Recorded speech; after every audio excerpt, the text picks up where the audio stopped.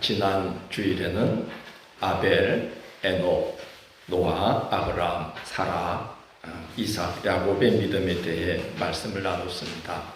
히브리서 11장은 그들의 삶에 대해 증언하기를 이 사람들은 다 믿음을 따라 살다가 믿음을 따라 죽었으며 약속이 자기 당대에는 성취되지 않았을지라도 하나님께서 약속대로 성취할 날을 열어주시기를 바라면서 환영하며 살았고, 땅에서는 다 이 외국인과 나그네처럼 살았으니 이는 그들이 하나님이 예비하신 본향을 찾는 자들이기 때문이다고 하였습니다. 여러분의 지난 한 주간은 어떠셨나요? 장차 나그네처럼 믿음을 따라 이 땅을 홀연히 떠날 수 있도록 신실한 믿음이 준비되는 한 주간이었기를 소망합니다. 이어지는 믿음의 정의는 요셉입니다. 히브리서 11장 22절은 요셉에 대해 이렇게 증거합니다. 믿음으로 요셉은 임종시에 이스라엘 자손들이 떠날 것을 말하고 또 자기 뼈를 위하여 명하였으며 라고 말하고 있습니다. 창세기의 맨 마지막 장면은 요셉이 죽으며 형제와 자손들에게 유언을 남기는 장면인데, 하나님께서 반드시 아브라함과 이삭과 야곱에게 약속하신 땅에 당신들을 이르게 하실 것이니 그때 당신들은 여기서 내 해골을 메고 올라가겠다고 맹세하십시오 라고 당부하며 요셉이 숨을 거둡니다. 히브리서 11장 13절 말씀처럼 요셉도 자기 당대에는 약속을 받지 못하였지만 그것을 멀리 바라보며 환영하면서 믿음을 따라 죽었던 것입니다. 아브라함의 믿음이 4대째 이어져서 요셉에까지 이어졌던 것이죠. 그래서 반드시 하나님이 아브라함에게 약속하신 것처럼 여러분들을 애굽에서 건져내실 뿐만 아니라 가나안 땅을 주실 것이다 하고 이제 말을 했던 것입니다. 믿음이 4대째 이어진 것도 놀라운 일이지만 출애굽기 13장 19절을 보면 더 놀라운 일이 기록되어 있습니다. 이스라엘 자손이 애굽 땅에서 대열을 지어 나올 때에 모세가 요셉의 유고를 가졌으니 이는 요셉이 이스라엘 자손으로 단단히 맹세하게 하여 이르기를 하나님이 반드시 너희를 찾아오시리니 너희는 내 유고를 여기서 가지고 나가라 하였음이라고 기록되어 있습니다. 요셉의 믿음이 또 400년을 건너서 모세에게까지 이어졌던 것입니다. 그래서 모세는 출애굽할 때에 모세는 출애굽할 때 요셉의 유고를 가지고 애굽을 나왔다는 거예요. 여호수아 24장 32절은 드디어 요셉이 죽을 때에 멀리서 바라보며 환영하던 일이 정말로 성취됨을 우리에게 보여줍니다. 또 이스라엘 자손이 애굽에서 가져온 요셉의 뼈를 세겜에 장사하였으니 이곳은 야곱이 백크시타를 주고 세겜의 아버지 하몰의 자손들에게서 산 밭이라고 기록되어 있습니다. 모세가 이어받은 믿음이 광야 40년을 지나 여호수아에게까지 이어져서 여호수아가 가나안 땅에 들어가서 야곱이 오래전에 준비해 놓은 매장지에 요셉의 뼈를 묻었다는 것입니다. 믿음이 한 대를 이어가는 것도 쉬운 일이 아닌데 요셉의 믿음은 아브라함으로부터 이어져 그 온 믿음이 400년을 지나 여호수아 시대에게 이르기까지 이어지게 하는 믿음의 끈이 되었던 것입니다. 우리 모두 요셉처럼 믿음의 끈을 이어주는 믿음의 기폭제와 같은 역할을 감당하게 되기를 소망합니다. 함양제일교회는 진정한 믿음의 명맥을 이어가는 진짜 교회다. 그 교회의 암흑에는 진정한 믿음의 기폭제와 같은 그리스도인이다 라고 하나님께서 인정해 주신다면 그 이상의 영광이 어디 있겠습니까? 함께 해볼까요? 함양제일교회는 진정한 믿음의 명맥을 이 땅에서 이어가는 진짜 교회다. 아멘 안 해주시면 실망할 뻔했어요. 그렇습니다. 하나님이 원하고 계신 교회는 이 땅에서 요셉처럼 진정한 믿음의 명맥을 이어주는 그런 교회. 주님이 원하시는 목회자와 성도는 진정한 믿음의 끈이 이어지도록 믿음의 기폭제와 같은 역할을 하는 목사와 성도를 하나님이 이 시대에 기다리고 계시지 않을까 그렇게 생각합니다. 요셉이 그런 본보기였던 겁니다. 이어서 소개되는 역사는 모세, 여호수아, 라합의 믿음입니다.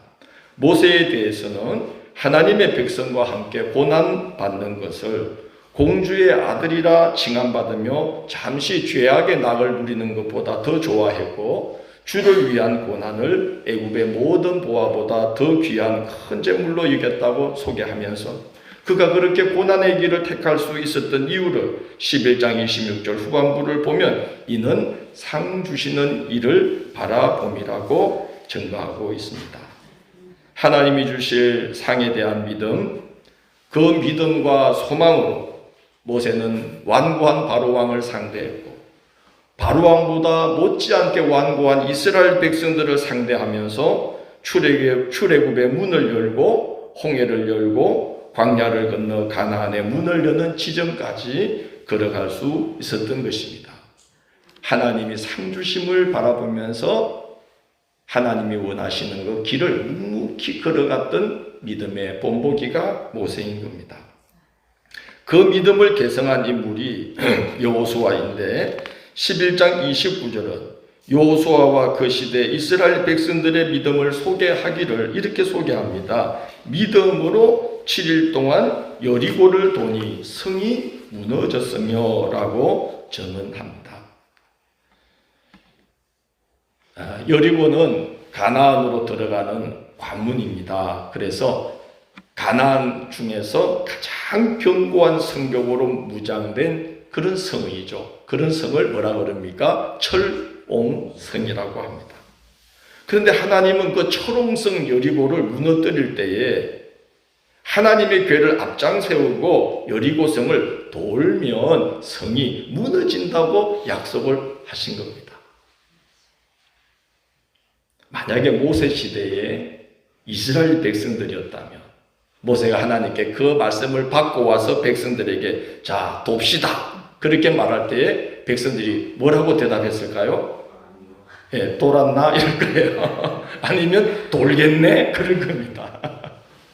돕시다 그러는데 돌았나? 아유 돌겠네 그랬을 거예요. 그런데 여호수아와 그 시대 백성들은 하나님의 약속을 믿고 여호수아를 통해 증거된 그 하나님의 말씀을 약속으로 믿고 7일 동안 여리고를 다 돌았다는 겁니다. 놀라운 믿음이죠. 네, 여러분 이게 말이 안 되지 않습니까? 그 견고한 철옹성을 하나님의 궤를 말씀을 앞장세우고 돌면 무너집니다. 그랬더니 믿었다는 거예요. 이어지는 1장 31절은 기생 라합의 믿음에 대한 정의입니다. 믿음으로 기생 라합은 정탐꾼을 평안히 영접하였으므로 순종하지 아니한 자와 함께 멸망하지 아니하였도다라고 말합니다. 라합은 가나안 사람으로 이방인입니다. 에베소서 2장 12절을 보면 이방인이 어떤 자인지를 바울이 이렇게 말을 합니다. 그때 너희는 그리스도 밖에 있었고 이스라엘 나라 밖에 사람이라 약속의 언약들에 대하여는 외인이요 세상에서 소망도 없고 하나님도 없던 자이더니라고 말합니다. 이방인은 누구냐? 하나님의 언약 밖에 있는 자들이라는 거예요. 하나님의 복과 관계없는 자들이라는 거예요. 그게 이방인이라는 겁니다. 라헬은 이방인으로 하나님의 약속의 언약 밖에 있던 자였습니다. 그렇지만 주막에서 여러 사람들을 통해 하나님께서 행하신 일들에 대한 소문을 들었는데 그 소문을 들으면서 이스라엘에게 자기를 나타내신 이 여호와가 진짜 하나님이구나. 여호와가 하나님이시구나 하는 믿음을 갖게 되었다는 거예요. 그래서 여리고성을 정탐으로 온 이스라엘의 정탐꾼들을 위험을 무릅쓰고 보호해 줍니다. 왜 보호해 줄까요? 하나님이 말씀하신 대로 하나님께서 반드시 여호와 하나님께서 이 이스라엘을 이기게 하실 거라는 믿음이 들어왔던 거예요. 그래서 누가 내 편이야? 이기는 자가 내 편이라는 말이 있잖아요. 그래서 이기는 편을 들어주는 거예요. 이 라합이 딱 계산해 보니까 여호와를 편드는 게, 그래서 믿음을 가지고 정탐꾼들을 목숨을 무릅쓰고 보호해 줍니다. 그들을 숨겨주고 약속받기를 이스라엘이 여리고를 점령할 때 그 라합과 그의 가족들을 보호해 주겠다는 약속을 받아냅니다. 하나님의 언약 안으로 들어오고 있는 것이죠. 예수님이 당신이 부활하였음을 의심하는 도마에게 손과 발에 못자국을 보여주면서 이런 말씀을 하셔요. 네가 본고로 믿느냐? 보지 않고 믿는 자가 복되도다. 그랬어요. 그렇죠. 예수님 말씀이 지당한 말씀입니다. 여러분, 보고 믿는 것은 믿음이 아니라 목격이죠. 목격. 그렇지 않습니까? 보고 믿는 걸 누가 못 믿어요? 그건 믿음의 사람이 아니라 목격자입니다. 라합은 하나님께서 행하신 일들을 보지는 못했지만 듣고 믿었습니다. 믿음은 들음에서 나나니 그러잖아요. 복음을 들을 때 믿고자 하는 마음이 드는 것이 구원의 시작인데, 이 라합은 하나님에 대해서 잘 몰랐지만 듣고 믿음이 들어왔다는 거예요. 하나님이 택한 자가 아닐까 생각이 듭니다. 모세 시대 광야 이스라엘 백성들은 어땠습니까? 하나님께서 계명을 어디다 새겨주셨어요? 돌판에 새겨서 선물로 주셨어요. 모세가 그 말씀을 귀에 못이 박이도록 구구절절 길게 3번에 걸친 설교를 했어요. 그게 무슨 책입니까? 신명기예요.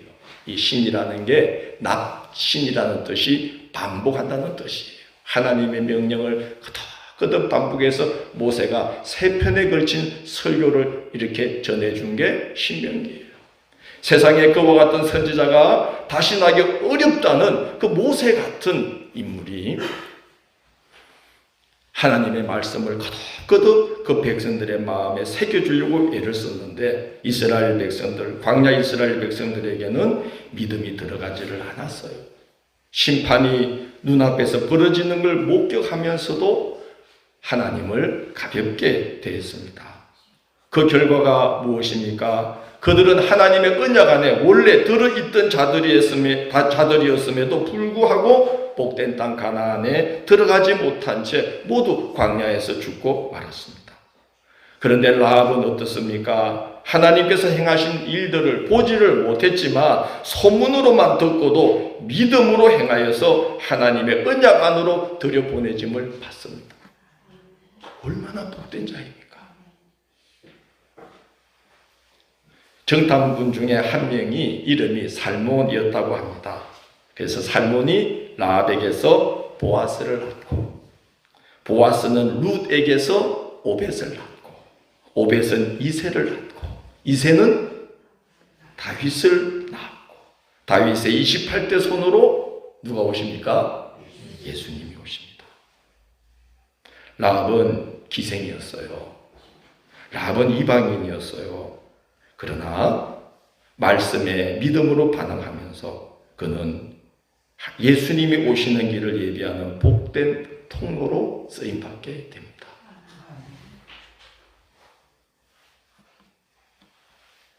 들을 때 믿음으로 반응한 믿음의 사람이 라합입니다. 그래서 언약 밖의 사람이었는데 하나님의 언약 안으로 들어오는 복을 누리게 되었던 거죠. 오늘도 하나님의 말씀이 선포될 때에 우리 모두 심령에 하나님에 대한 믿음이 깊게 들어오게 되시기를 축원합니다. 듣고 믿음이 들어올 때에 우리는 하나님의 언약, 그 복된 약속의 안으로 들어가는 자들이 되는 겁니다.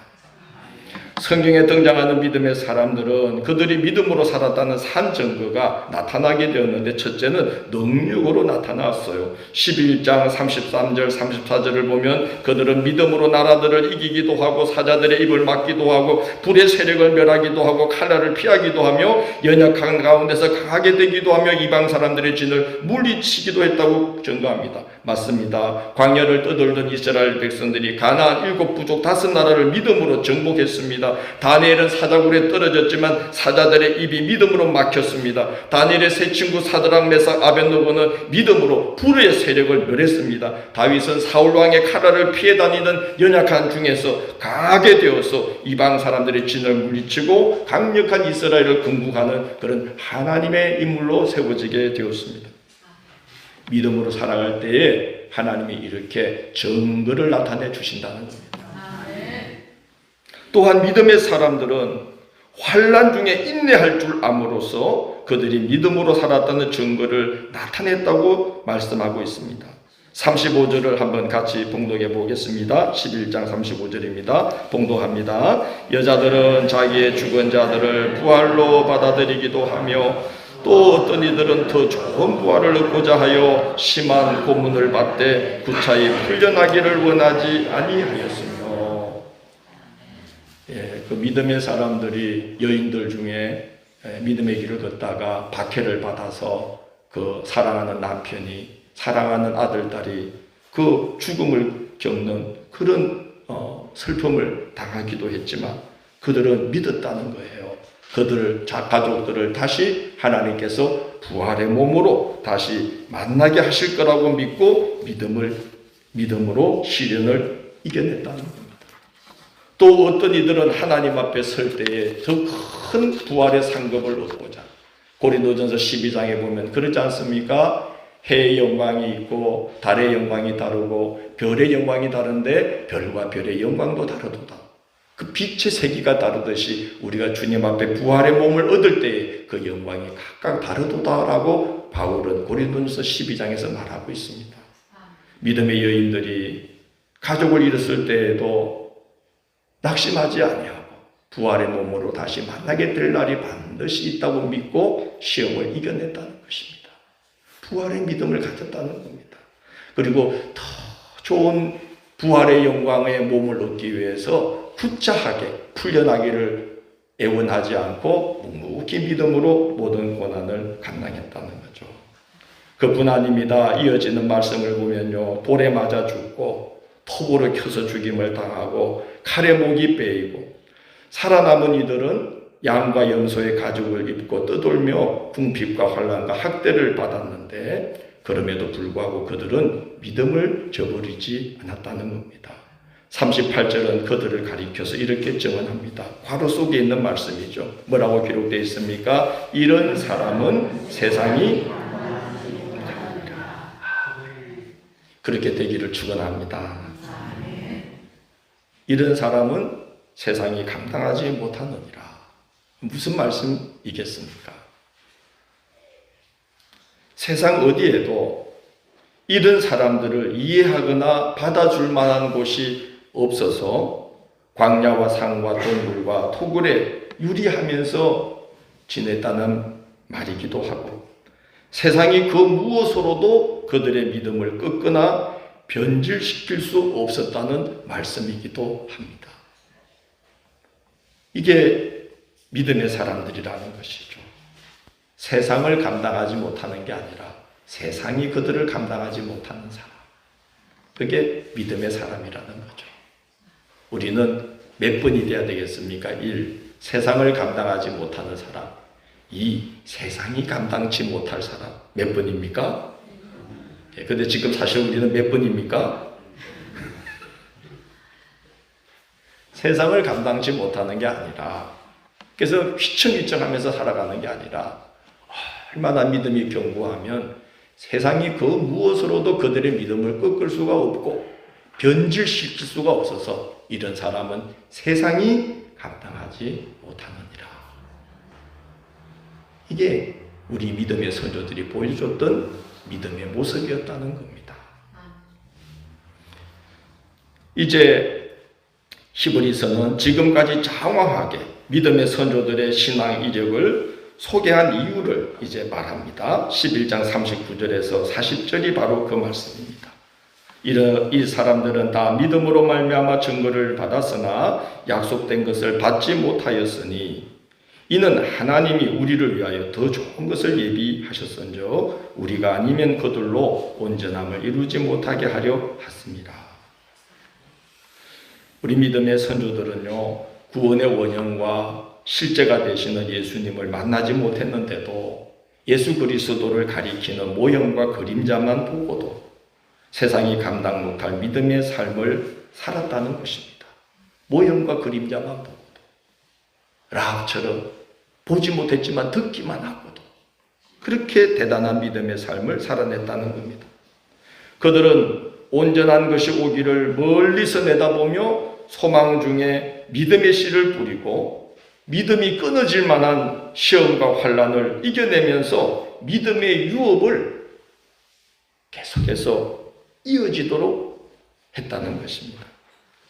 히브리인 성도들, 오늘 이 히브리서를 선물로 받은 히브리인 성도들은 얼마나 귀한 신앙의 유업을 물려받은 자들이겠습니까? 그리고 거기에 더하여서 영원하고 참되시고 완전하신 구원자 예수 그리스도를 선물로 받은 자들인 것입니다. 그러므로 귀한 열매를 맺어야 할 책임이 그들에게 주어졌다는 겁니다. 하나님이 우리를 위해 더 좋은 것을 예비하심은, 더 좋은 것을 주심은 무엇 때문입니까? 우리가 아니면 그들로 뭘 이루지 못하게 하려 하심이라고 합니까? 온전함을 이루지 못하게 하려 하심이라고 말하고 있습니다. 이제 아브라함으로부터 이어져 내려온 신앙의 유업을 완성해야 될 책임이 바로 지금 이 말씀을 듣고 있는 히브리인 성도들, 또 우리들에게 주어졌다는 거죠. 여러분, 기초공사를 하는데 막 포크레인이 한 10대가 들어오고 발파를 하고 펜스를 막고 막 그래가지고 한 지하 5층으로 땅을 확 파요. 기초공사를. 그러면 최소 그 위에 몇 층을 올리려고 하는 거죠? 예, 우리 김강미 이사님 전문가시니. 예, 5층 정도 파면 거죠. 4, 50층은 올라가는 거죠. 그렇게 기초공사를 다 하고 그 위에 콘크리트로 기반을 다져놓고서 세상에 펜스를 다 열었어. 이제 건물을 올리는데 딱 보니까 초가집 하나 다 올렸어. 웃음이 나오죠. 지금 히브리서 기자가 그 이야기를 하고 있는 거예요. 그리고 집을 짓는데 말이죠. 잘 건축을 기초를 그렇게 하고 그 위에 이제 기둥을 통concrete로 다 올리고 막 온갖 튼튼한 재료로 벽체를 탁 쌓았어. 근데 사람들이 계속 기다리는데 지붕을 안 씌워. 1년이 가도 2년이 가도. 여러분, 이 공사가 완공된 거 아니죠? 뭘 씌워야 되는 거예요? 지붕을 다 씌워야 되는 거예요. 지붕을 올리지 않는다면 앞선 수고가 다 무슨 소용이 있겠습니까? 예, 지금 이 히브리인 성도들의 책임이 바로 그거라는 거죠. 앞서 믿음의 선조들이 예수 그리스도를 만나지 못했는데도 엄청난 기초공사를 해줬다는 거예요. 예수 그리스도를 보지 못하였으나, 약속의 성취됨을 그들은 보지 못하였으나 마치 보는 듯이 믿음으로 엄청난 믿음의 유업을 물려주었다는 거죠.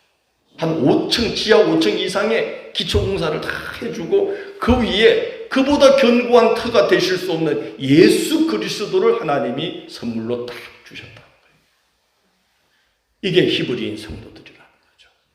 그런데 지금 로마의 박해가 좀 있다고 해서, 유대교 당국이 돌아오라고 회유를 하고 있다고 해서, 좋은 것으로 유혹을 하고 있다고 해서 믿음을 버리면 안정이 있고 안녕이 있고 이 유대 사회가 당신을 보장해 줄 거라고 한다고 해서, 그리고 함께 믿음의 길을 걸어갔던 이 동료 성도들이 믿음의 길을 떠나고 교회를 떠나버린다고 해서 신앙 열심을 잃어버리고 낙심한 가운데 있다면 어떻게 지붕을 올릴 수 있겠느냐 하는 것입니다. 책임을 감당해야 될 책임이 있는데 앞서 믿음의 선조들이 뿌려놓은 씨를 열매 맺어야 될 책임이 바로 우리 세대에 있는 것입니다. 라고 지금 히브리서가 이야기하고 있습니다.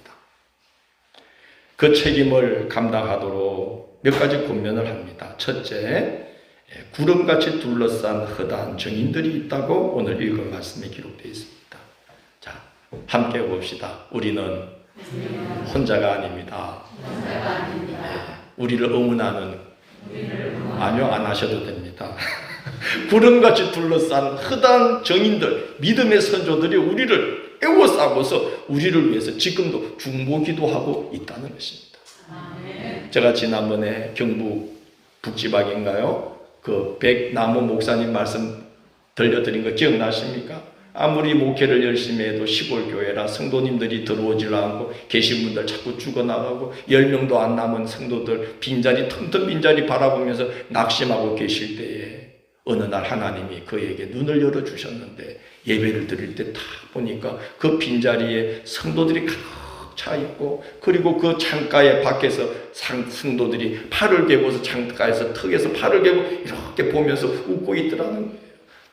보니까 그 교회에 오래된 역사 사진에 나오던 얼굴들이 거기 가득히 앉아서 예배에 동참하고 있더라는 거예요. 그래서 목사님이 힘을 내어서 10명 안 되는 그 성도들을 지극한 사랑으로 섬기면서 지금 목회를 열심히 해나가고 있다고 그럽니다. 나는 교회들이 그런 목사님을 초청해가지고 집회를 해야 된다고 생각해요. 뭐 1000명, 2000명, 10,000명 모인다고 와가지고 우리하고 무슨 상관이 있어? 그런 상황이. 그러니까 뭐 지방 목사님들 모아놓고 세미나 한다고 그러는데 우리 교회 장로님들이 한 50분 계신데요. 그러면 벌써 기가 팍 죽어. 우리 교인이 10명인데 장로님이 50명. 아, 우리 교회 부목사님들 한 20분 계시는데 우리하고 무슨 상관이 있어?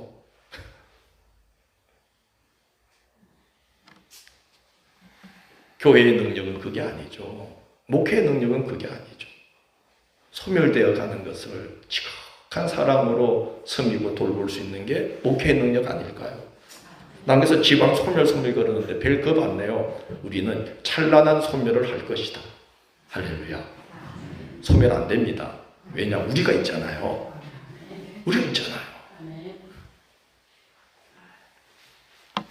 구름같이 둘러싼 허다한 증인들이 있다. 힘내라. 그렇게 부탁합니다. 두 번째, 신앙의 경주에 방해되는 것을 버리면 한결 수월하다는 겁니다. 모든 무거운 것과 얼매기 쉬운 죄를 벗어버리고 인내로서 우리 앞에 당한 경주를 하며. 여러분, 당시에 로마 시대, 헬라 시대에 경계에 임하는 경주자들이 어떤 유니폼을 입고 운동복을 입고 하신 줄 아십니까? 그 김강민 지사님은 삼각 반수라고 그러시네. 그래도 좀 멋있게 말씀하세요. 삼각 팬티를 신어야지. 삼각 반수를. 제가 한 가지 말씀을 드릴게요. 그 요세푸스라는 그 역사가의 이렇게 기록, 당시 기록에 가면요, 이제 헬라 문화가 막 밀려 들어왔을 때 유대 젊은이들이 할례 받기를 싫어했다고 그럽니다. 왜냐하면 이제 이들이 로마가 세워놓은 원형 경기장에서 경기를 해야 되는데 할례 받은 자국이 있으면 이방 사람들하고 표가 나잖아요. 그 자기가 유대인이라는 것이 식민 지배당하는 유대인이라는 것이 부끄러워서 할례 받기를 거부했다고 그래요. 그 말은 이제 헬라 제국 시대의 사람들이 젊은이들이 원형 경기장에서 경기를 할 때 뭘 입었다는 거죠? 하나도 조금이라도 더 좋은 기록을 내기 위해서 상대에게 붙잡히지 않으려고 맨몸으로 경기를 했다는 거예요.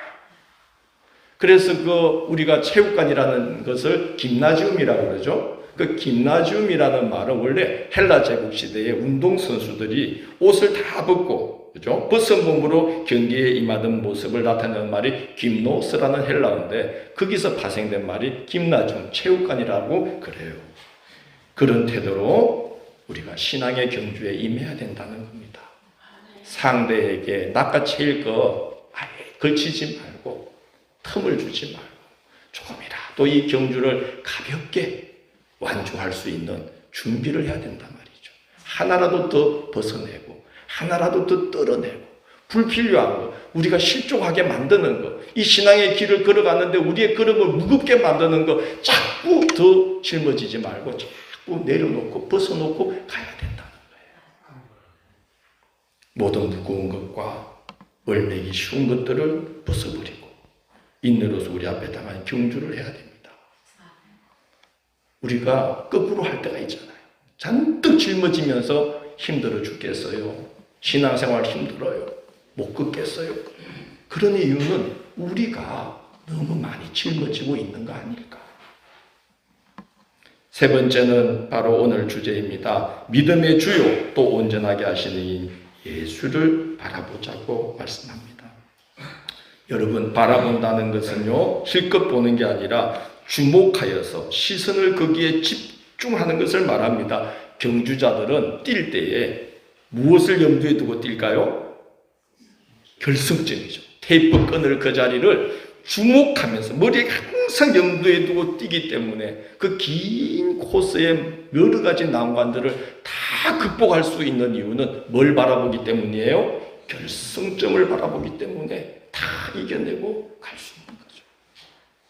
저도 하나님 앞에 매일 새벽마다 기도합니다. 하나님, 이 목회의 길을 완주하게 해주시되 지쳐 쓰러지면서 완주하는 것이 아니라 건강한 목회 지도력을 왕성하게 끝까지 발휘하면서 이 목회 길을 완주하게 해 주옵소서. 그렇게 기도하고 있습니다. 결승점을 바라보면요, 이길 수 있어요. 시험 들지 않아요. 이기게 되는 거예요. 그래서 믿음의 주요 또 온전하게 하시는 이 예수를 바라보자고 말씀. 우리가 예수님이 십자가로 향하는 여정을 요즘 우리 새벽기도 때 묵상하고 있지 않습니까? 요즘 우리 새벽의 통독이 복음서를 이제 지나고 있는데요. 참 보면서 느끼는 것은 예수님이 결승점을 보고 달려가신 분입니다. 얼마나 십자가에 오르는 여정 중에 말을 참고 힘을 참으시는지 모릅니다. 참고 참으며 참고 또 참으십니다. 말도 되지 않는 말로 예수님을 고발하고 모함하고 거짓 증언하는데 예수님 할 말이 얼마나 많으시겠어요. 그러나 십자가로 향하신 예수님은 일체 말을 하지 않으십니다. 말을 절제하십니다. 예수님 신문당하실 때 보면 너무나 불쌍해요. 사람들이 예수님 얼굴에 보자기를 씌워놓고 주먹으로 때립니다. 여러분, 주먹이 어디서 날라오는지 모르고 맞는 것이 얼마나 공포스러운 일이겠어요.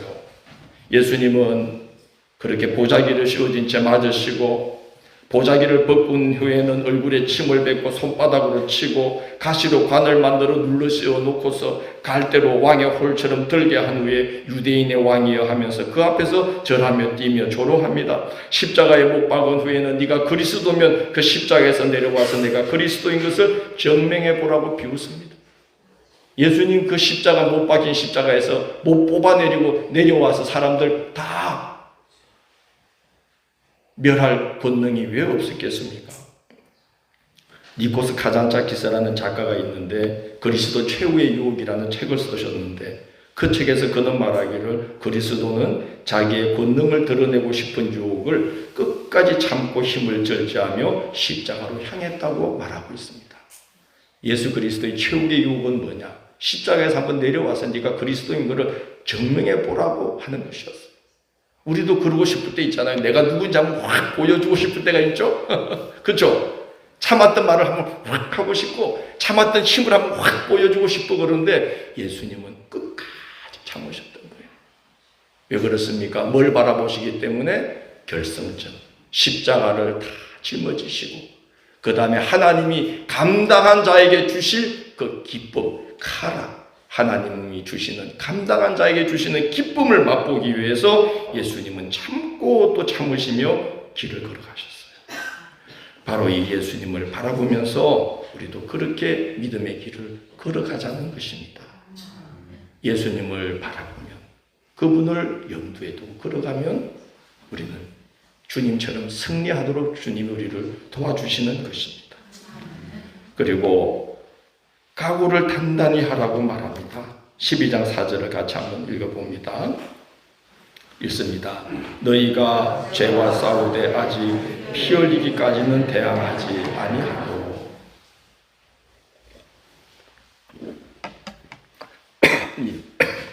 이 말씀은요, 각오를 단단히 하라는 말씀인데, 왜냐하면 이제 지금이 고난의 끝이 아니라 시작에 불과하다 하는 이야기예요. 왜냐?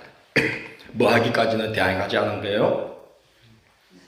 피 흘리기까지는 대항하지 않았다. 말세에 대한 예수님의 경고에 반복해서 등장하는 표현은요, 이런 일이 있어야 돼. 아직 뭐는 아니니라, 끝은 아니니라는 말씀입니다. 이제 시작에 불과하는 말씀입니다. 말세가 우리가 믿음으로 살기가 얼마나 힘드냐 하면요, 그때의 사람들이 산들을 대하여 우리 위에 무너지라 하며 작은 산들을 향하여서는 우리를 덮으라 할 것이며, 무슨 말입니까? 믿음 지키기가 너무 힘들어서 차라리 앞서 순교당한 사람이 더 좋겠구나, 산이 그만 확 엎어져가지고 깔려 죽었으면 좋겠다 싶을 정도로 믿음 지키기가 힘든 환란이 닥치고, 또 믿음이 없는 자들은 그 하나님의 심판의 공포가 두려워서 그걸 보지 않고 죽었으면 좋겠다고 말하는 그런 날들이 우리 앞에 있다는 겁니다. 그러므로 아직 시작도 안 한 것인데 지금 그것 때문에 무너진다면 말세의 환란을 어떻게 믿음으로 감당하겠느냐. 여러분, 이 말씀은 그냥 위로 찬 말이 아니라 사실 아니겠습니까? 대답해 보세요. 갈수록 믿는 게 쉬워질까요? 어려워질까요? 어려워집니다. 믿음 간직하기가 얼마나 어려운 시대가 되는지 앞으로 우리가 알게 될 겁니다.